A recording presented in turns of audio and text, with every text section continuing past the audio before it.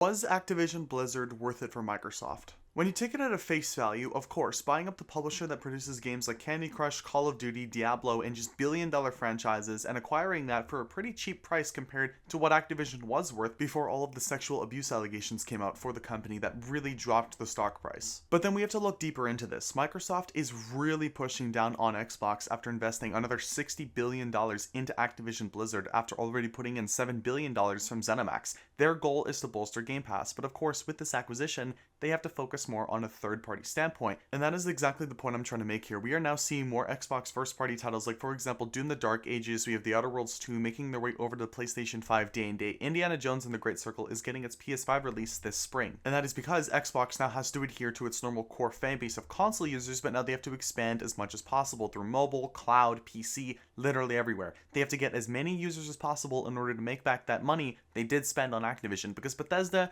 you can make that money back. When taking a look at the investment that Activision was, it's going to take several years, probably even over a decade, for Xbox in particular to make that money back on that original acquisition. Microsoft is playing the long game, and the long game in this instance is a good game to play. You're pushing to PC, to mobile, to cloud. You want to be pushing into more mobile titles. Microtransactions and free-to-play games are the way to go. They attempted this with Halo Infinite. Of course, Halo Infinite was a failed state because of the state the game fundamentally released in. The multiplayer mode was extremely lacking. The campaign, while pretty solid, did lack in a lot of areas compared to previous campaigns made by Bungie. And that's where I feel like Activision Blizzard could really cause a problem for Xbox game studios as a whole. When Microsoft is taking a look at their financials, why does it make sense and why does it not make sense for them to invest into studios like Obsidian, Double Fine, and Exile when they could take that money out and put it into Activision and they'll just bolster Call of Duty even more? The biggest first-person shooter on the planet. Why don't we just bolster that? Let's put it on more screens, let's put more investments, let's make Call of Duty even bigger than it is right now.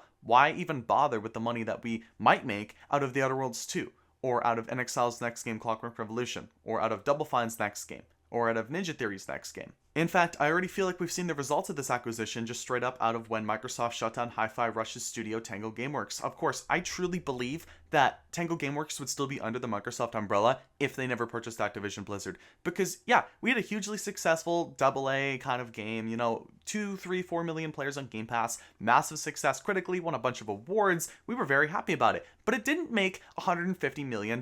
It did not really break the records, even though it was a massive success in terms of being loved by critics and in terms of being loved by the players who did play the game. It wasn't Call of Duty sized. So what's the point of investing into that studio? Shut her down. And that is unfortunately the grim future I see for the rest of the Xbox Game Studios family. Ninja Theory really comes to mind in particular. Hellblade 2, I can't imagine was that successful. We still don't have player numbers. The game's been out for almost a year. And yeah, well, critically it was, pretty good. And, the game was all right. It was basically just Hellblade 1, but prettier with like a little bit of better gameplay. It wasn't anything crazy. The game didn't make $100 million. The game is never going to live up to a Call of Duty. It's never going to live up to Diablo. What's the point of investing into it outside of Ninja Theory's Unreal Engine 5 expertise? So in particular with Ninja Theory, I feel like one of two things could happen. Either they will shut them down entirely, or they will break up the studio and just move people to other studios that are using the Unreal Engine 5 engine. Ninja Theory are the masters of it, and they know how to use the Unreal Engine. And other studios like Obsidian, like the Coalition, like any other studio in the Xbox Game Studios umbrella that is using that engine could use the expertise. Obviously, in a perfect world, we see all studios producing games that make hundreds of millions of dollars and are super successful for the companies and for the studios that are making them. In a perfect world, I see The Outer Worlds 2 making $1 billion. I would personally love to see that. I think that would be awesome to see on that standpoint of, look, Obsidian's definitely making a third game after that, and I would be pumped for it. But we don't live in a perfect world. I see The Outer Worlds selling maybe 3-4 million copies and having a few more million players on Game Pass. It probably won't be enough for Microsoft. They'll take a look at it and, why did we invest 6 years of time in Obsidian to make this game that didn't make $300-400 million when Call of Duty is ripping in $1 billion a year just in microtransactions alone?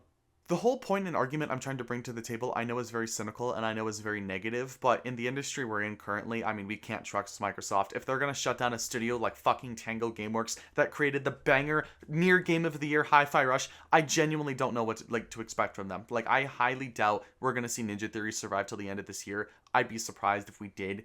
I would be surprised if we didn't see another studio shut down. But that's really just the first point I want to bring up about Activision Blizzard. Of course, Microsoft seeing investments into other studios. What's the point? We can just reinvest into Activision Blizzard. They'll make the next Diablo. It'll make $100 million. Let's ensure that it's polished and ready to go, because Diablo 4, while at the initial release in like the first few days, was successful, people over time realized, wow, this game is shit. And if Microsoft realizes that they can just keep pumping out massive games and not fully finishing them or fully making sure that they're actually good for the player base like Diablo 4 was, or let's even be honest here, Modern Warfare 3, how the hell did that game make $1 billion? Modern Warfare 3 2023 was a huge moneymaker for Activision. It was probably the least amount of effort put into a game, at least from the campaign standpoint, in some multiplayer aspects at launch. Over time, of course, I'm pretty sure it was Sledgehammer that worked on the game, really did fix it up, and it's a lot of fun to play right now. But why would Microsoft fully make sure that the next Call of Duty isn't broken or isn't completely shit at launch? We know it's going to make $1 billion, and why don't they have that same mindset for the rest of their game studios? Why should we polish up Outer Worlds 2? Why should we polish up Dune and the Dark Ages? Release it. It'll make millions of dollars. We don't care. We'll take the early winnings, and then we'll just fix it over time for cheaper. And with Activision Blizzard as well, I really feel like this is going to really ruin the chance for Microsoft to take risks in the industry. We saw, again, Hi-Fi Rush, big risk.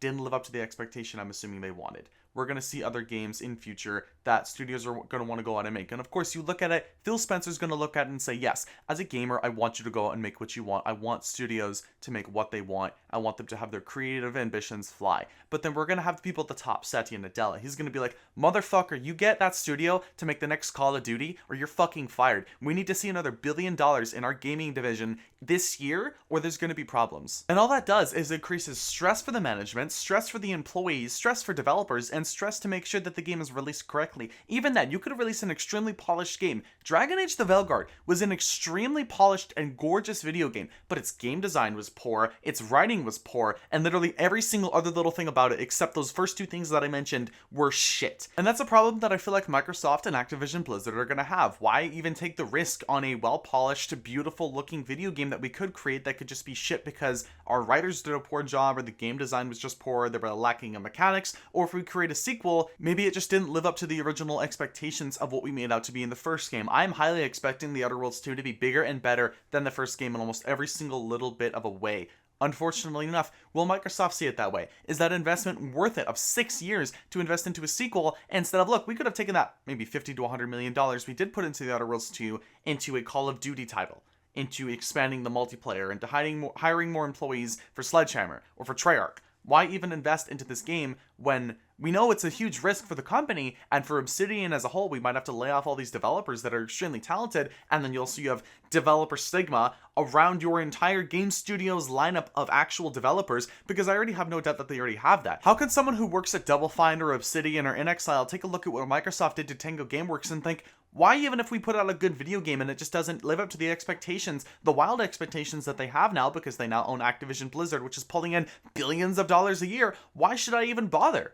Like, realistically, why should I feel like my job is secure when I'm working for one of the biggest corporations in the world, even though they will lay off employees that made Hi-Fi Rush? But I feel like that's more of an industry problem right now and not just a Microsoft problem, but I really feel like it's a massive issue, in particular at the smaller Xbox game studios, because again, Obsidian, Double Fine, and inXile, the smaller RPG studios, really just any of the smaller base studios at Microsoft, why do they feel like their job is secure? Yes, it's Microsoft, biggest corporation in the world. Realistically, you think, look, if I'm doing my job, I'm doing it well, my job is secure. You don't know that anymore. You just don't. Tango Gameworks did not deserve to get shut down, and I really feel like that was a purpose from Activision Blizzard's acquisition. Yeah, look, we looked at it. These studios, more likely than not, are not going to be making the $150 million we expect now, because now we own fucking Activision Blizzard, and we're bringing in $2-3 billion a year, plus with Call of Duty and with Diablo.